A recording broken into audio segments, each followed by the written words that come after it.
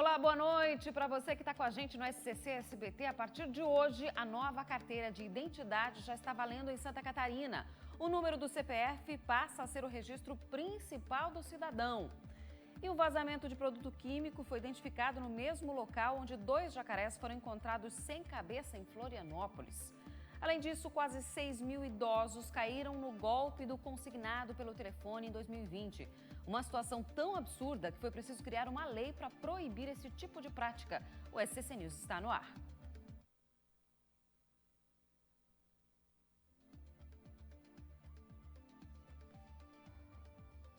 Olá, boa noite para você que está com a gente de todos os pontos aí de Santa Catarina. A gente começa o SCC News dessa segunda-feira já com as principais informações do estado, falando de um ônibus escolar que transportava cerca de 20 crianças e sofreu um acidente em Xaxim, no oeste do estado. O motorista do ônibus, de 57 anos, teve um mal súbito e acabou batendo o veículo em uma árvore. O Corpo de Bombeiros e a Polícia Militar atenderam a ocorrência. Algumas crianças tiveram escoriações pelo corpo e outras foram atendidas, melhor dizendo, com suspeita de fratura. Já o motorista teve ferimentos mais graves. Ele chegou a ficar preso nas ferragens.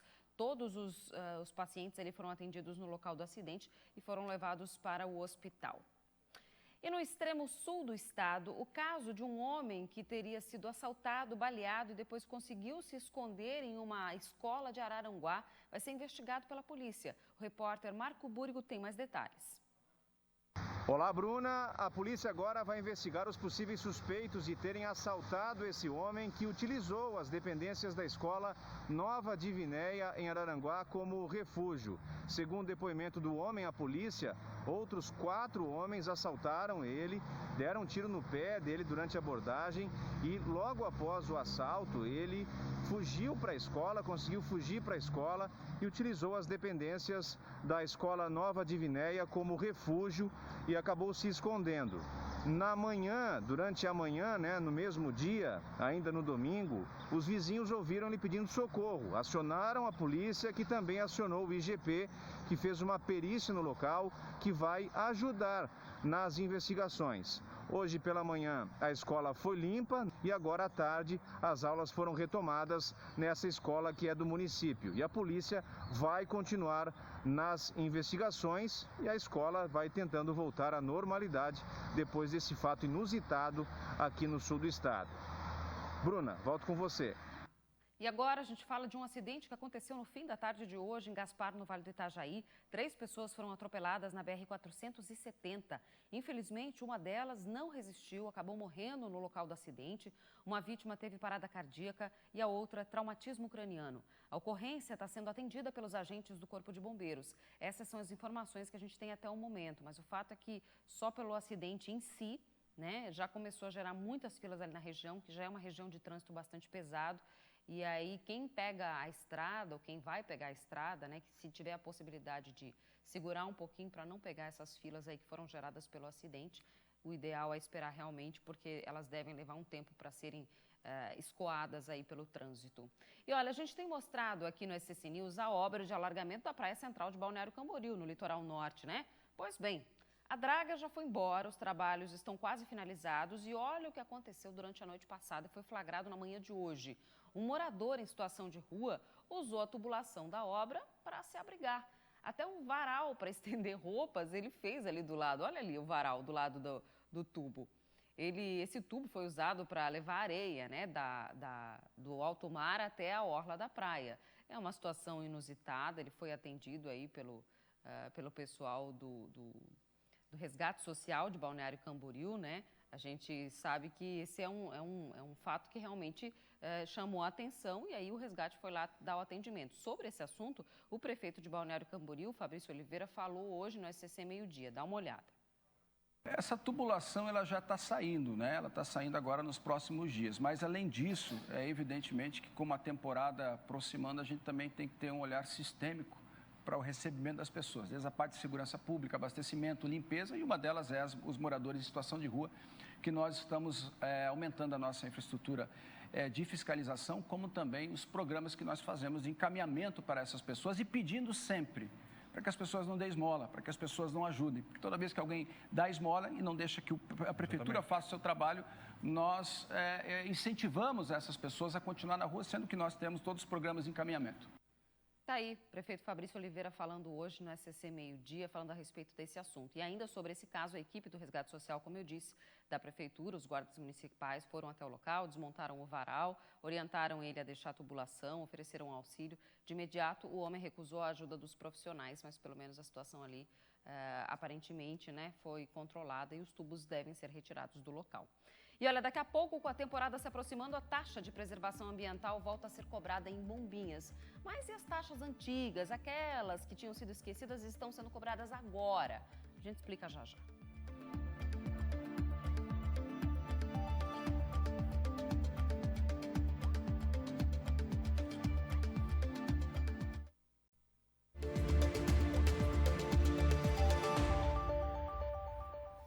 Eu sou da época em que a gente decorava o número do registro do CPF e também da carteira de identidade. E você?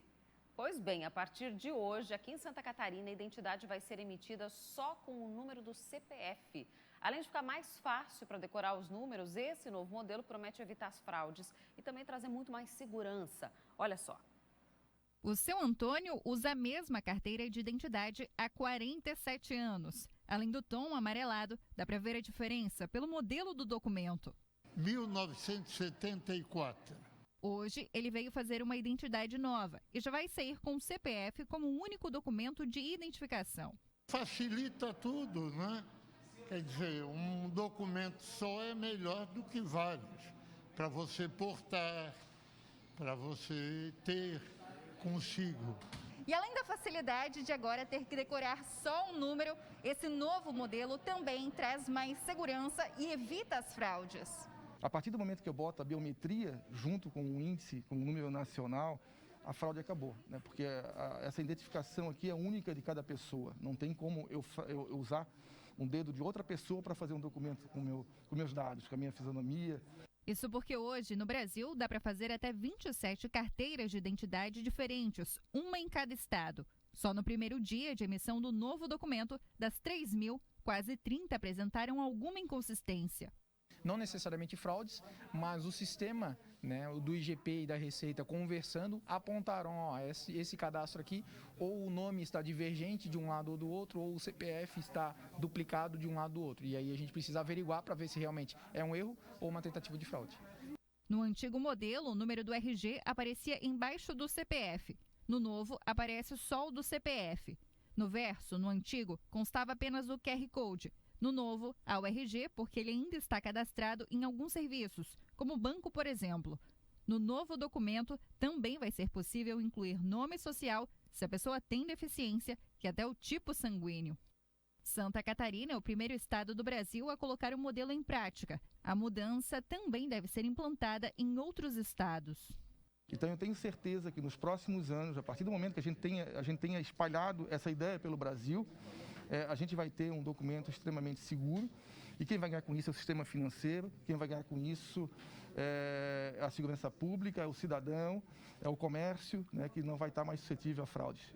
O modelo antigo do documento ainda segue valendo, mas a ideia é que no futuro, além de todos os estados aderirem, outros documentos como a CNH e o título de eleitor também constem só um número. A Polícia Ambiental, o Corpo de Bombeiros e o Instituto do Meio Ambiente foram acionados hoje por causa de um vazamento de produto químico em um mangue no bairro Santa Mônica, em Florianópolis. No mesmo local onde foram encontrados jacarés decapitados e manchas de óleo no último fim de semana. A Graziane Bialy está ao vivo perto do mangue e vai trazer essas informações para a gente. Esse vazamento de hoje tem alguma relação com a ocorrência do fim de semana, Grazi? Boa noite. Boa noite para você, Bruna. Boa noite a todos que nos acompanham. Olha, ainda não sabemos porque ambos os casos ainda estão sendo investigados. Inclusive, hoje à tarde, uma equipe do Corpo de Bombeiros esteve aqui no mangue para instalar umas boias de contenção para controlar esse vazamento de produto químico que ainda não se sabe o que é. A Polícia Ambiental e o Instituto do Meio Ambiente também estiveram aqui atendendo essa ocorrência, coletaram material para fazer as análises, mas ainda não foi identificado nem o que é, de onde vem ou qual é o responsável, né, por esse vazamento. E aí, como você falou, Bruna, nesse mesmo local, uma situação bem curiosa, né? No sábado chamou a atenção, os vídeos circularam pelas redes sociais durante todo o fim de semana, justamente porque foram avistados 2 jacarés boiando nesse mangue sem a cabeça. Inclusive, a Guarda Municipal foi acionada para atender a essa ocorrência, porque as pessoas que passavam por aqui verificaram isso e acionaram a guarda. Ao redor desses animais também tinha muito sangue e manchas de óleo, que também chama bastante atenção. A Polícia Ambiental está fazendo um trabalho de investigação. Um dos animais foi recolhido e encaminhado para o CETAS, que é o Centro de Triagem de Animais Silvestres do Instituto do Meio Ambiente, para ser analisado. Mas ainda, segundo os agentes da Guarda Municipal, não se sabe de fato o que aconteceu com esses jacarés, né? Inclusive, eles avistaram até um jacaré levando um desses animais mortos, né, mangue abaixo ali. Eles até fizeram o registro através de vídeos, né?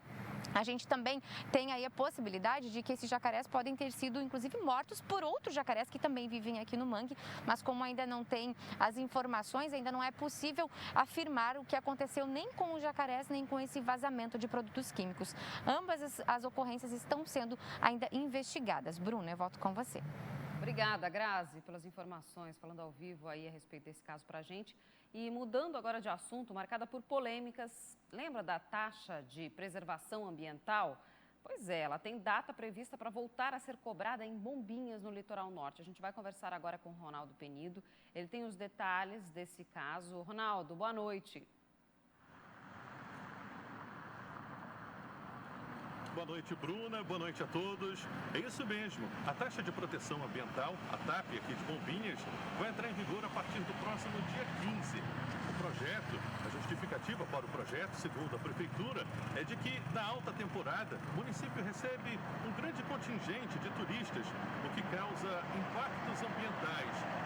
O assunto é polêmico e divide opiniões. Confira na reportagem.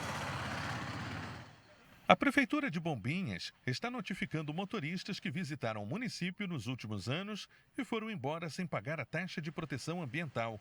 O valor é retroativo aos últimos 5 anos e corresponde a 19 milhões de reais. Aquelas pessoas que entraram em Bombinhas em anos passados e não efetivaram a cobrança, o município encaminha uma carta para a casa da pessoa, dizendo ali a placa do veículo da época, assim como o dia e o horário, e comunicando que ela tem um saldo devedor com o município de Bombinhas. Após isso, ele pode procurar qualquer banco e efetivar o pagamento. Após as primeiras cobranças, o município já conseguiu reaver parte do valor devido. Mas o assunto é polêmico, já que um projeto aprovado na Assembleia Legislativa de Santa Catarina, a ALESC, proíbe a cobrança deste tipo de taxa. O deputado Ivan Nates, autor do projeto, fez uma publicação nas redes sociais para que o contribuinte não pague a taxa. A Prefeitura de Bombinhas não conseguiu até agora justificar o que fez com os milhares e milhares de recursos arrecadados com a TPA. E a Assembleia Legislativa já declarou a TPA inconstitucional. E essa inconstitucionalidade faz com que as pessoas possam acessar o município e deixar de efetuar o pagamento. O município de Bombinhas não tem condições jurídicas de cobrar das pessoas inadimplentes, já que a cobrança que faz é reconhecidamente inconstitucional diante do que determina a Constituição do Estado de Santa Catarina. A taxa de proteção ambiental aqui em Bombinhas foi criada através de uma lei aprovada em dezembro de 2013.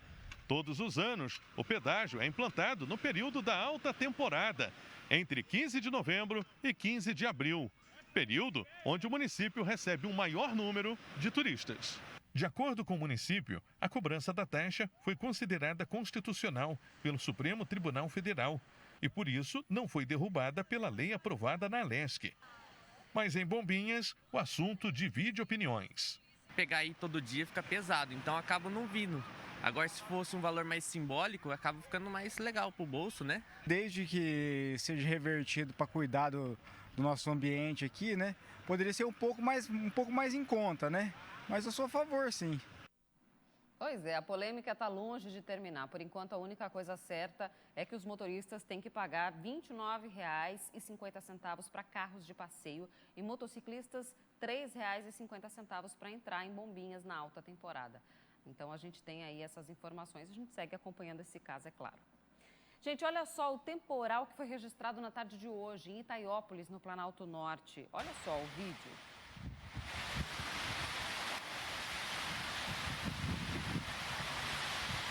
Esse vídeo aí, que foi enviado por um telespectador, mostra a ventania que passou por lá. O temporal durou cerca de 8 minutos, mais ou menos. Segundo o morador que enviou essas imagens, o vento era tanto que perto da casa dele, no bairro Alto Paraguaçu, tem um reflorestamento de eucalipto e as árvores chegavam a inclinar de tão fortes que eram as rajadas de vento. Imagine. E falando em tempo, vamos ver como fica a previsão para amanhã.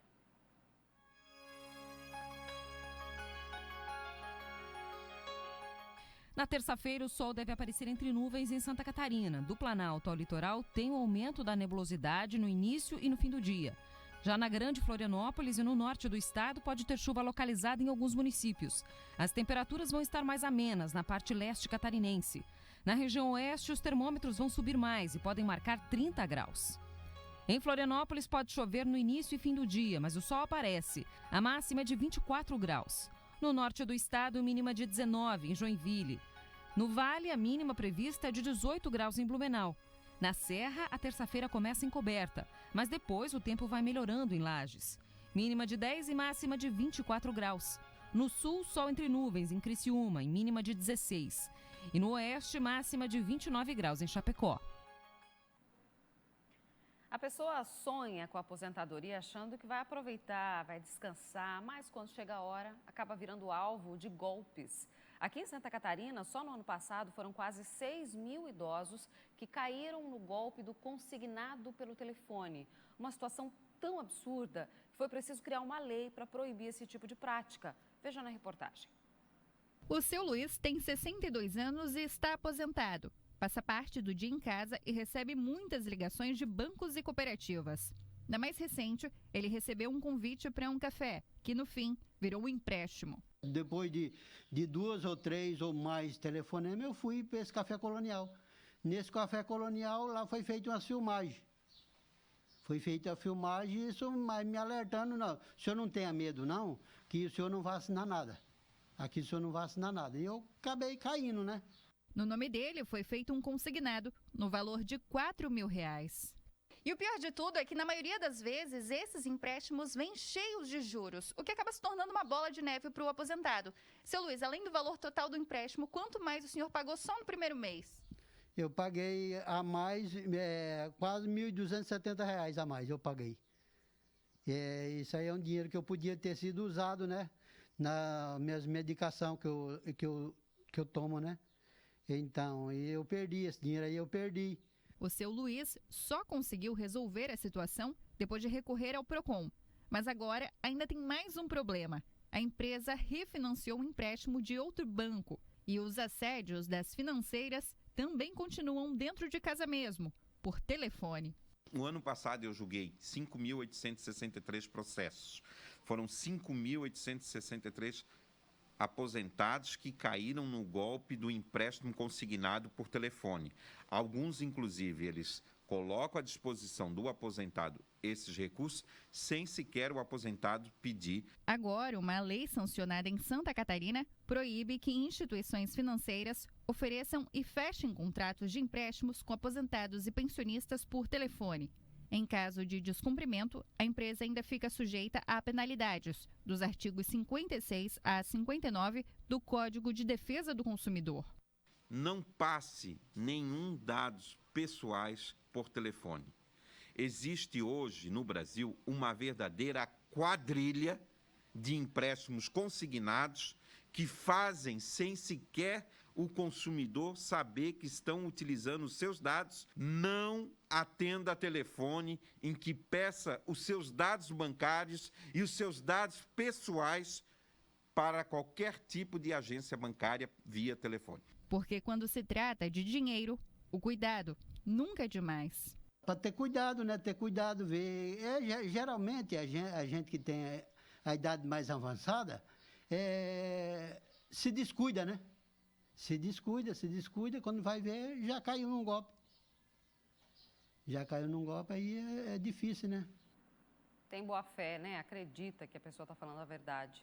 Vamos conferir agora o que é destaque no Portal da Notícia em Santa Catarina, o SCC10, com a Rafaela Moraes. Oi, Rafa. Oi, boa noite. 537 milhões de pessoas entre 20 e 79 anos de idade têm diabetes no mundo, uma alta de 16% em 2 anos. É o que aponta os dados da 10ª edição do Atlas do Diabetes e que está deixando os especialistas preocupados. Confira no portal o levantamento completo. E a Libertadores de 2021 ainda não terminou, mas a edição do próximo ano já começa a ser formada e tem 13 times classificados. Para saber quais são, acesse scc10.com.br. Até amanhã!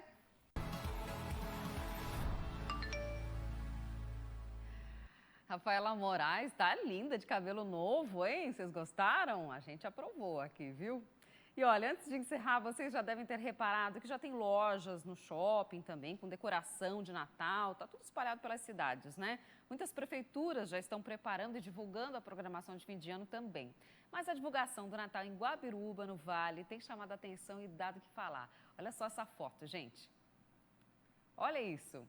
Na primeira olhada, a gente vê o Papai Noel todo fofo, feliz, sentado numa mesa de jantar lindamente posta. Mas conforme a gente vai olhando, dá aquele susto. São os personagens do Pelsnickel, uma tradição que os colonizadores alemães trouxeram para a cidade, virou a atração oficial da cidade de Guabiruba e dá um medo. A gente, é claro, com o passar aí das próximas semanas, vai explicar para vocês o que significa essa tradição, o SCC Meio-Dia. Todo mundo tem uma reportagem para a gente explicar. Uma boa noite para você e até amanhã.